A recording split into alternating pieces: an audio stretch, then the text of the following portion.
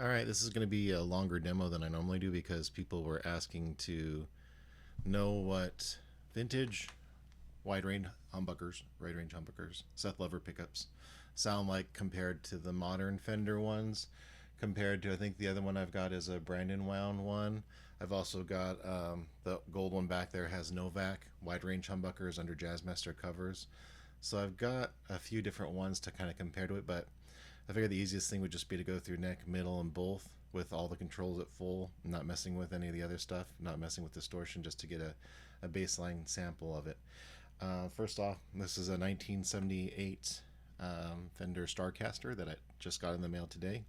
It's got an interesting odor of cigarettes that I wasn't expecting, but not terrible. My dad used to be a smoker. I used to spend Friday nights at the bowling alley, so I can handle a little bit of secondhand smoke smell. Just part of this guitar's life, I guess. But anyway, the one thing I did notice, and you'll hear when I do the demo, is I need to have the switch looked at and the pots cleaned. Definitely not from Guitar Center. I need to go to a place that I can trust with the guitar this old.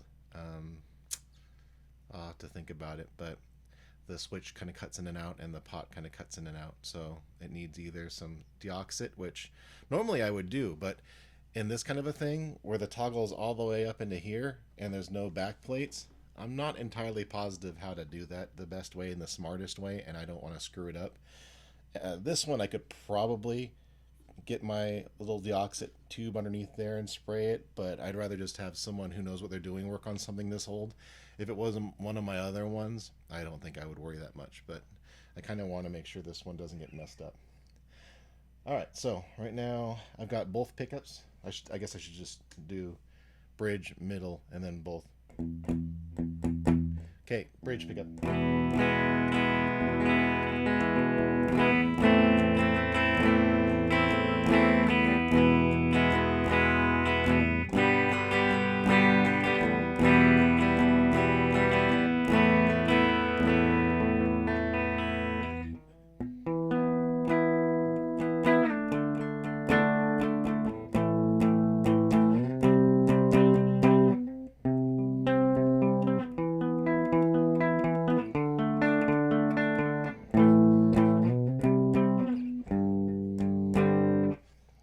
Middle, if it's not cut out. Oh, see, it's cut out, so I'm going to jiggle the toggle a bit. There we go.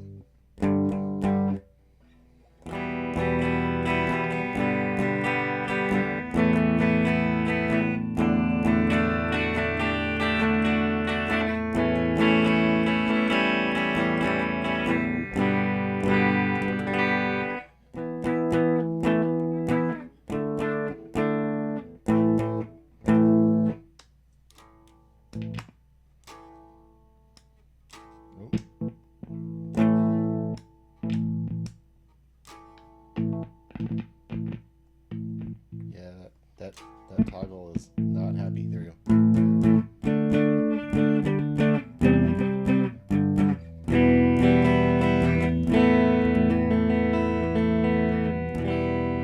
And then neck pickup.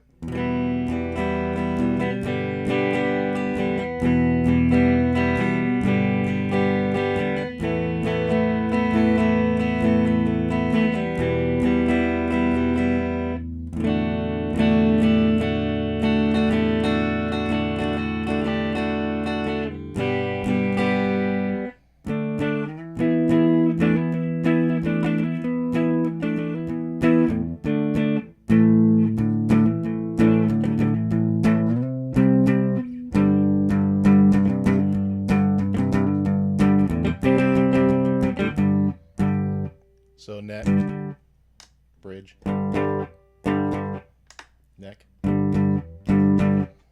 So I think the goal, if I understand it correctly, and I don't know my history perfectly, the goal was to create humbuckers that had more of a single coil sound.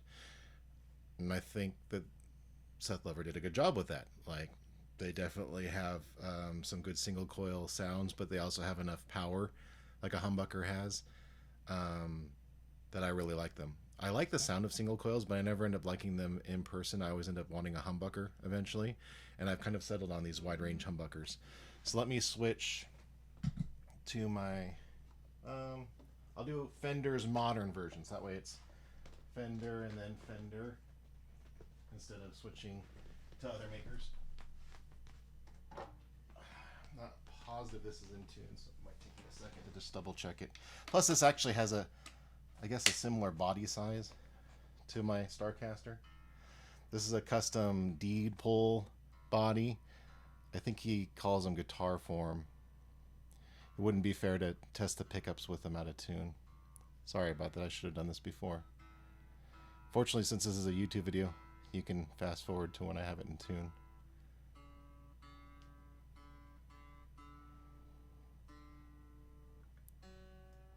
I'm not going to mess with the tremolo, so I'm not going to worry about re-stretching the strings. I'm just going to get it in tune. It sat on the wall for a while I've been doing these other guitars.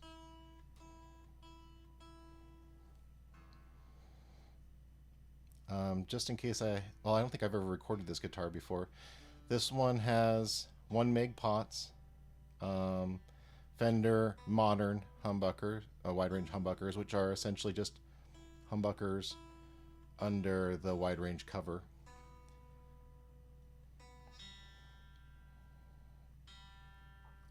Also mastery tremolo, alder body. I don't believe that body wood necessarily makes that big of a difference to an electronic guitar.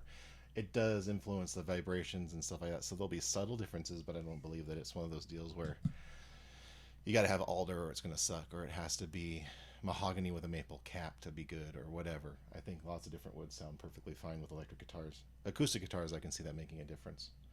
All right, so let's start in bridge.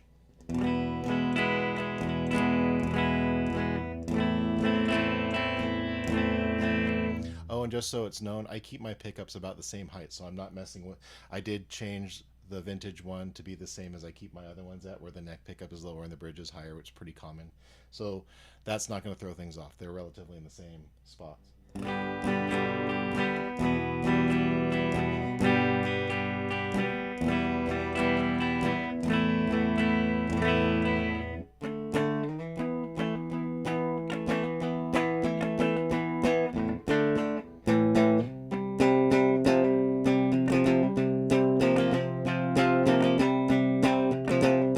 That's the bridge. Middle.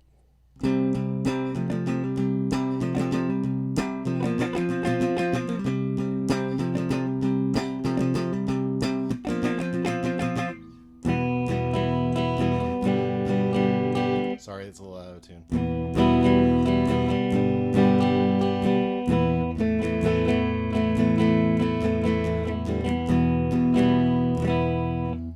Neck pickup.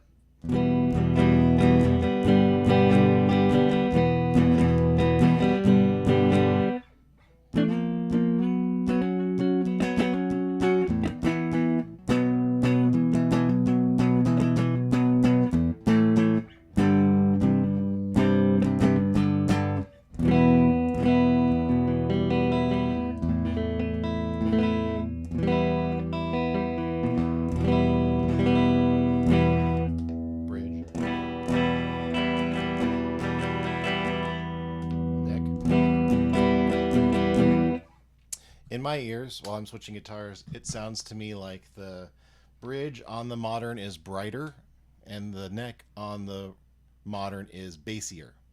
The neck and the bridge on the vintage one, the tones are more similar, for better or for worse.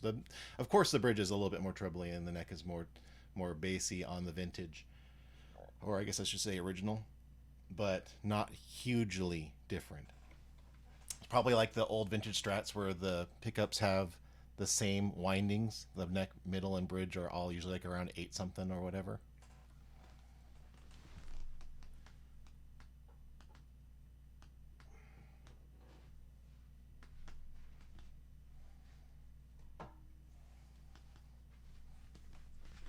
That was, of course, before Fender started winding bridges a little bit hotter.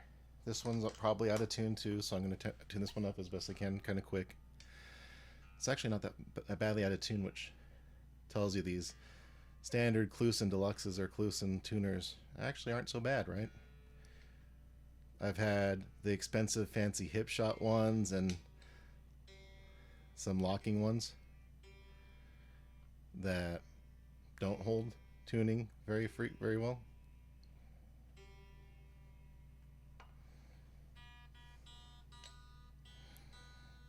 I can tell this one hasn't been played in a hot minute. It's a little dusty.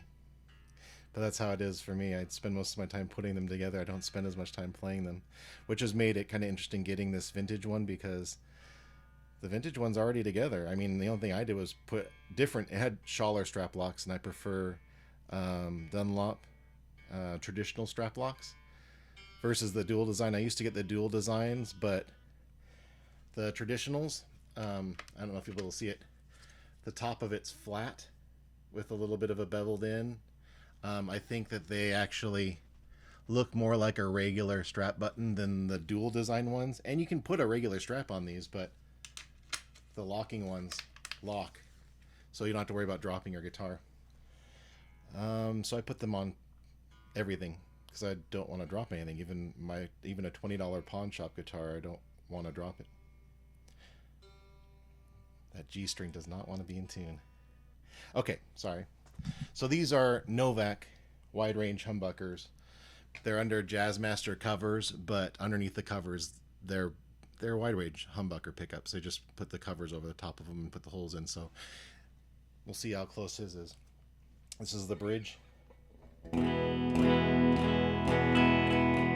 It should be known that this is probably one of my favorite guitars that I've got, at least prior to the vintage one. So we'll see how it shakes out.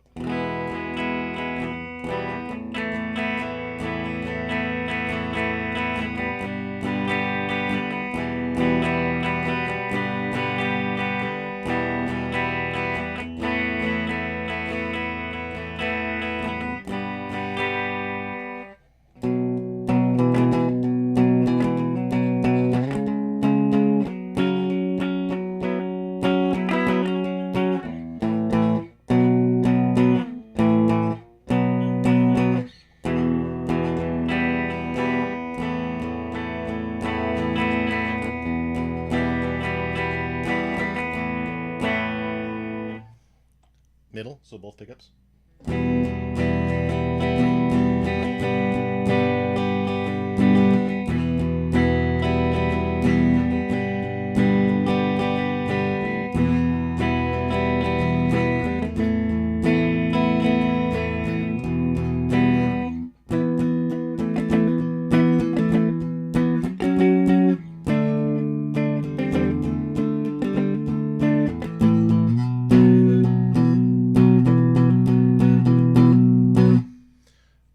I'm doing that part with each of them because I think that that's when you kind of hear the more single coil kind of sound.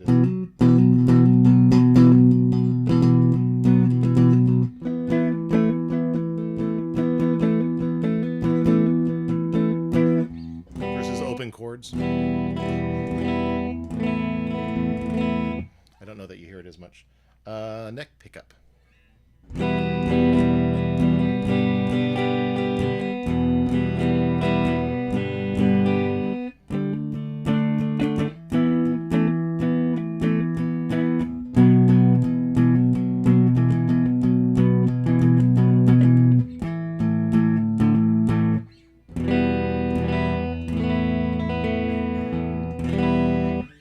Alright, so after doing this one, I'd have to say that this one sounds closer to the vintage one, but more output. It's louder. I can tell it's because I'm looking at my audio mixer while it's recording, and it's redlining, and the vintage one wasn't. I actually turned the volume down on the mic for my twin because it was pushing the microphone too hard, or whatever, the interface, the Focusrite. So that's something to know. Is the Novak ones sound very similar, I think. So far between the modern ones, it sounds closer, but they sound louder, which I kind of like, but the vintage ones are cool too. All right, last one we'll do is my built ESG that has, I think, Brandonwound wide range.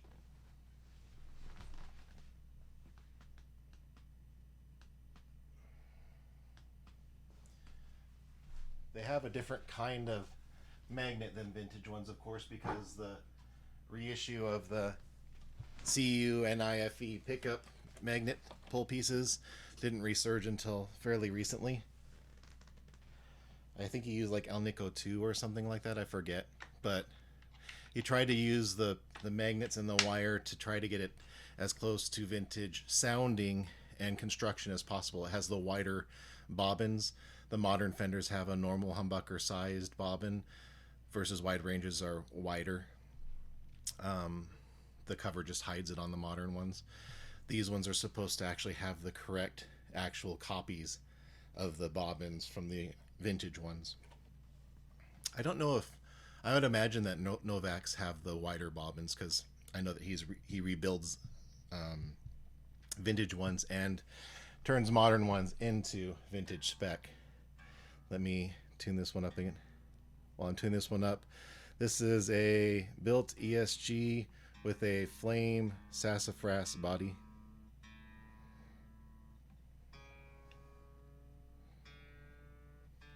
One thing I will say with this one, I haven't had a chance to up the pots to 1 meg, which I think vintage Starcasters use 1 meg pots with their stuff, so I could be wrong, but I tend to do 1 meg pots regardless for my humbuckers, whether they're wide range or just regular humbuckers.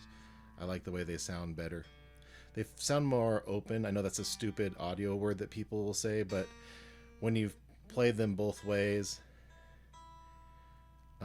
it's sort of like on a volume pot. If you slightly turn it down, you lose a little bit of highs, a little bit of frequency from a little bit going to ground. That's what changing out pots to up them up does for me, is it opens them up more, like turning the volume up more, not louder but more open sounding. Anyway, let's see, we'll start on the bridge on this one. Brandonwound wide range humbuckers. Ooh, that is not in tune. What did I do? E, A, oh. My pedal's kind of on the side, so I can't see it as well as I'd like to. Oh, well, there we go. That needs to be B. This is a tremolo one, and you know how tremolo ones are. Sometimes when you put new strings on, the strings settle, and then you have to readjust the pitch because of the tension of the spring in the tremolo and such.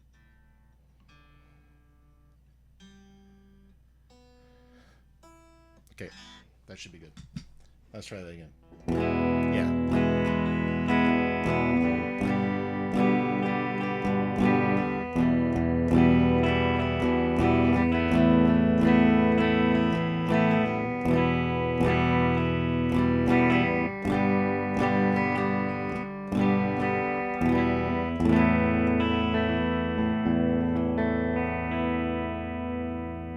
Those are really nice sounding pickups. They're also coil splittable. I don't like using it because it's the push kind, and sometimes they don't want to push back in. Middle.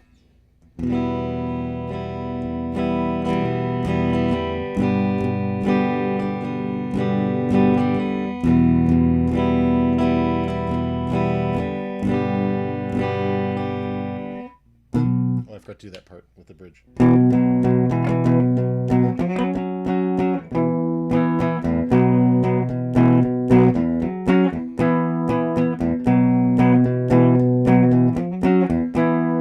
Middle doing that.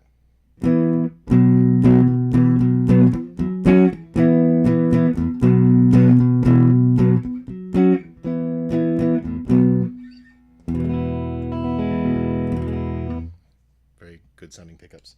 The neck pickup.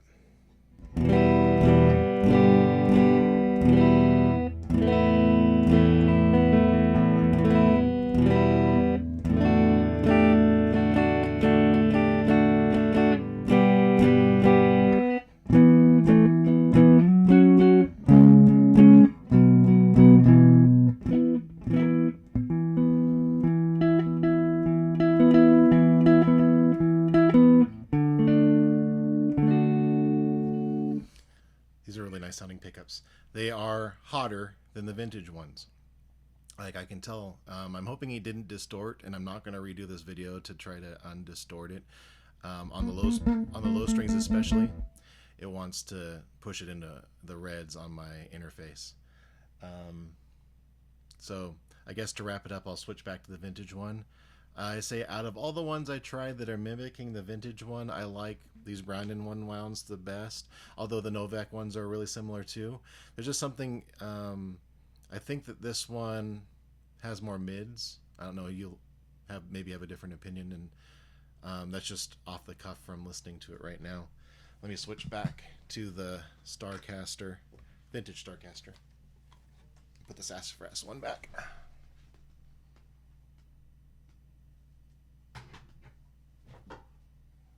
All right.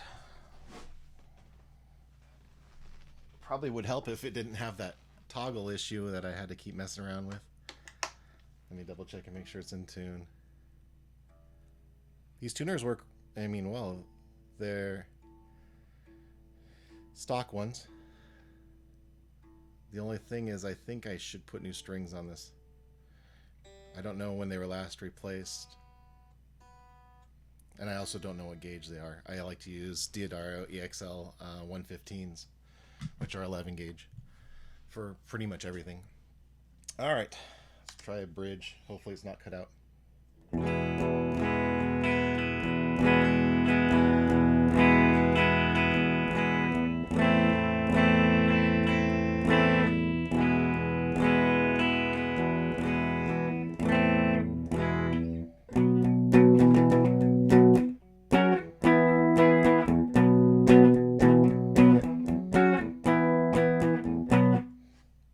I have to say they're actually all pretty close to me. I mean, I don't have the measuring of the wavelengths, whatever, but to how they sound, to me, they sound pretty similar. This is neck, by the way.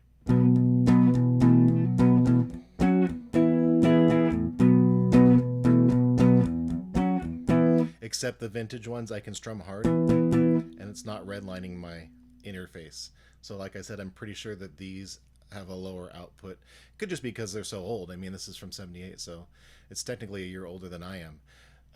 And these ones, other ones, are much, much newer. So maybe the strength or the output is a little bit higher, and over time they'll mellow out.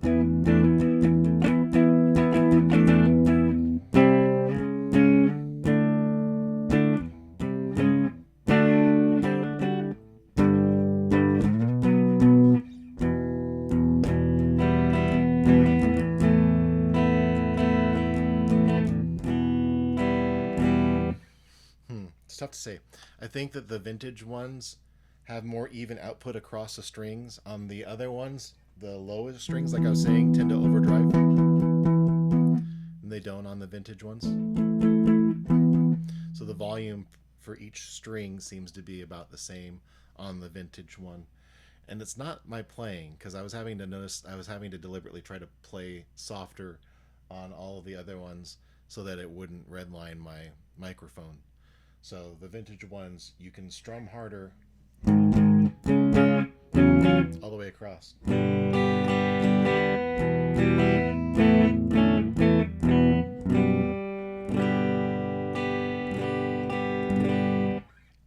So, I guess final verdict, of course I like the vintage one. It's special and it's original. But I'd say if you're chasing the vintage sounds, that all of those ones kind of get you close. I mean, the one that's the most strange is the modern one, but that's to be expected because they're not even trying to make a wide range humbucker. They're just using a cover.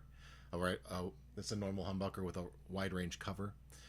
I don't mind them. I think they sound totally fine as far as a humbucker goes. But like you probably heard, the Fender modern ones that aren't the recreations, the ones that are the humbucker under the big covers, are more bassy and more trebly for the neck and the bridge, when an actual wide range humbucker like Novak's style and Brandon's and the vintage ones, the neck and the bridge are a lot closer to the sounds, tonal qualities. Like they're not huge opposite ends like bassy and then brittle, you know what I mean? They're more like subtly a little bit more bass, a little bit more bite. The range is more narrow. at least in my opinion, from playing them and listening to them live. I don't know how they'll record, but I did the best I could. So hopefully you enjoyed it. If you didn't, well, then you probably didn't get this far anyways. And that's okay. I hope you have a great Thanksgiving. And I definitely am going to have a very good Thanksgiving. I just need to find a vintage pickguard and bracket for this thing. So that way I can put the pickguard on it, because it didn't come with one.